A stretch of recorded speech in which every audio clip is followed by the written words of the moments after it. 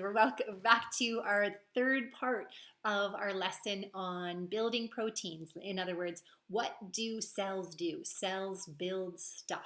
Cells build proteins. They make molecules, okay?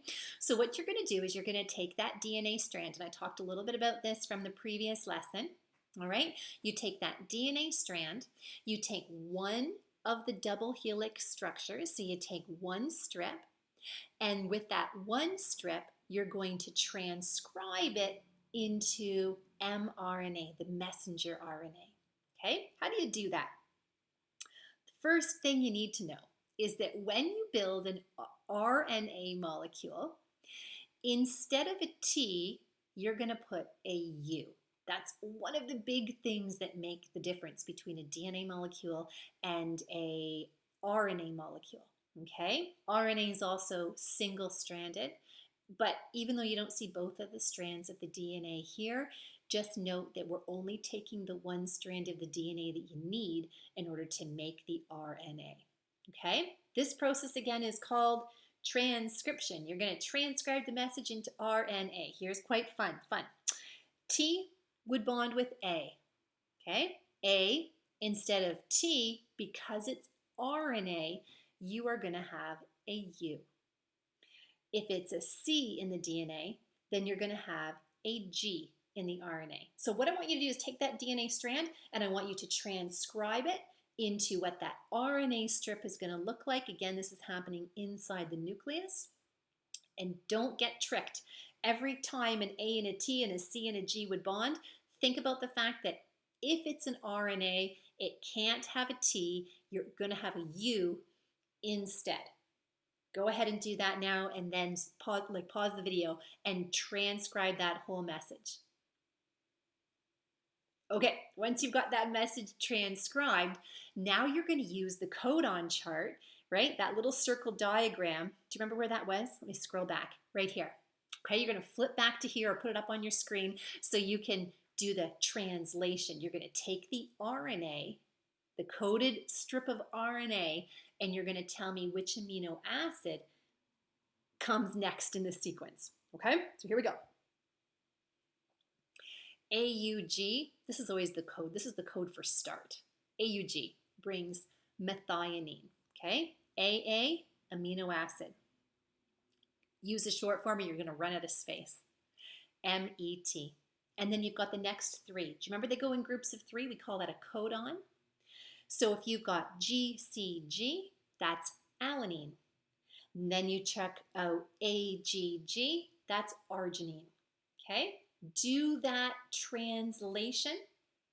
Make sure you recognize that that's called translation. Pause the video and do that now. Okay, now you're back. Now you're ready to do the rest of the homework questions. You're going to be answering just a few of the questions right here, and then you're going to give some of these a try. What about for question number 2? For question number 2, you're given the mRNA. Can you work backwards to figure out what that DNA strand would be? Well, if it's an A, in DNA, it would be a T, because A bonds with T, right? U bonds with A. Okay, and G, remember what G bonds with? G bonds with C.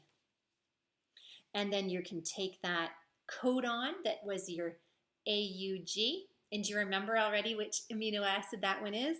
That's MET. Okay, I always think of these amino acids building one to the next, to the next, to the next, as like those little toys that kids used to have. Now, I'm going to show you what it kind of looks like with this little molecule. Now, just pretend that these are little tiny amino acids. And so one amino acid comes next, and it is in the same order. Each amino acid will then be the same order that the mRNA was that came from the DNA. So it's a very complex process of how your DNA makes a copy in the mRNA, transcribes it, and then the translation. And this is one of those things that if something goes wrong along the way, well, then you can have a molecule that's not actually correct either. Right? So there could be a problem at any little stage along the way, and that actually can happen. Now, your cells have lots of ways where they do things properly all the time, but there can be mistakes. Okay, so be thinking about that. Try not to make any mistakes because your cells do this all day long, and they don't make any mistakes. Try question number 3. Same thing again, but this time you're going to do the amino acid sequence, work your way back to mRNA, and then tell me what the DNA says. What you'll notice is it says this here. This is the message, right, for this question number 3. You are going to have something different than somebody else. And the reason why is because more than one code translates into more than an amino acid. So you have way more code than you have amino acids. And so that's actually something that can happen. Okay, so you might be a little bit different, and that is okay.